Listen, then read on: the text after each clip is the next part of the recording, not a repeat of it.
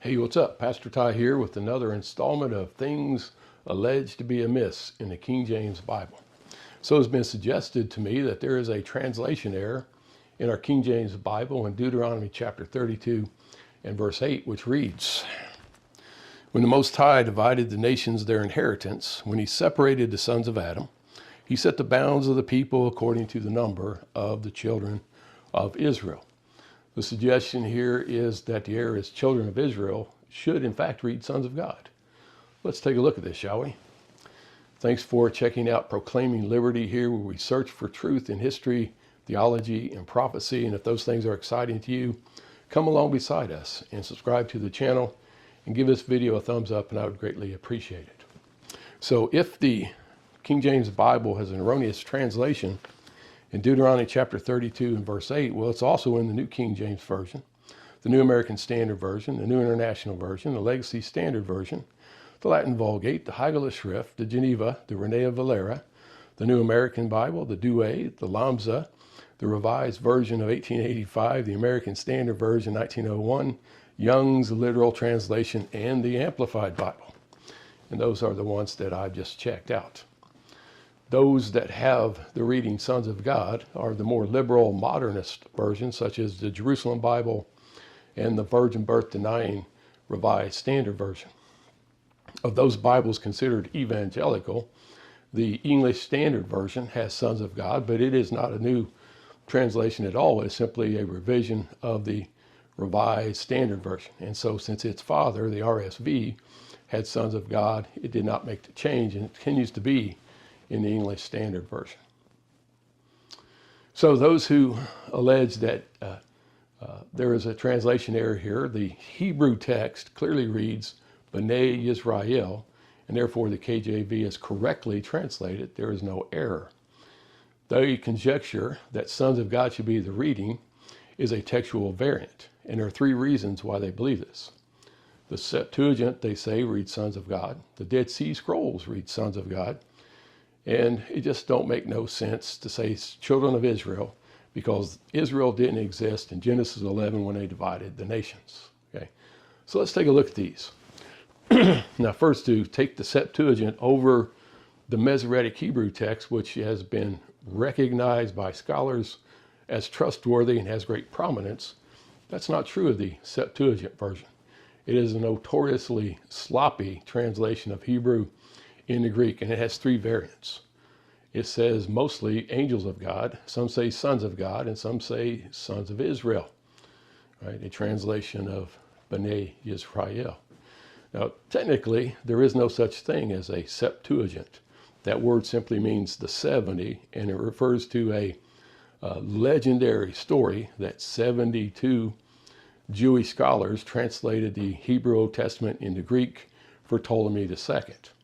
F.F. Bruce, in his book, The Books and the Parchments, questions whether there's any truth to it at all. And he said, if there is, it would only have been the Torah, the first 5 books of Moses. Now, when Origen put together his Hexapla, which is a 6-column book, he said that the Greek Old Testament had come down to him in 240 AD, was loaded with errors and corruptions, which he had to correct. Jerome, who translated the Latin Vulgate, attempted to translate the Greek Old Testament into Latin, and he said it was so loaded with variants that he had to refer to the original Hebrew text to sort them out, which says two things. The Septuagint, as it come to him, was very sloppy, and number two, there was a dominant Hebrew text that he could use to correct it. So the Septuagint is not consistent. As we have it today, it is simply Codex Vaticanus, Codex Sinaiticus, and Codex Alexandrinus. If you purchase a book that says Septuagint, it actually comes from those texts, which come from Origen's Hexapla. So the Septuagint does not have great provenance. The Hebrew text does. It's also suggested that the Dead Sea Scrolls say Sons of God. Well, not so fast. Let's check this out. Now, what we have from the Dead Sea Scrolls that have Deuteronomy 32 and verse 8 are two fragments. Both of those fragments end at verse 8 and do not have verse 9. Verse 9 is found in another fragment. But both fragments come from cave 4. One is 4Q45, the 4 meaning cave 4, reads B'nai Yisrael. 4Q37 reads B'nai Elohim. Or as I have read somewhere, it says B'nai El.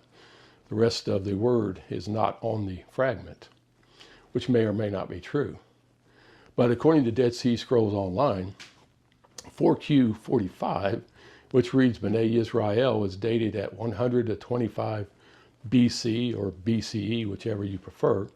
And 4Q37, which reads B'nai Elohim, is dated at 50 AD or 50 CE, whichever one of you would rather have.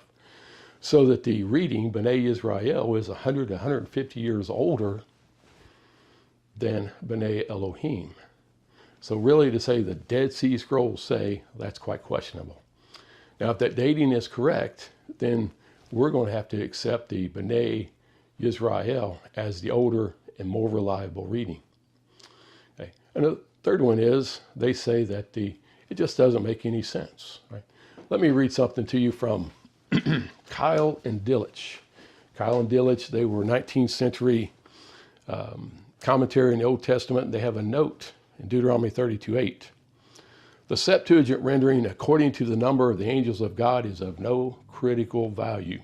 In fact, it is nothing more than an arbitrary interpretation founded upon the later Jewish notion of guardian angels of the different nations, which probably originated in a misunderstanding of Deuteronomy chapter 4 and verse 19.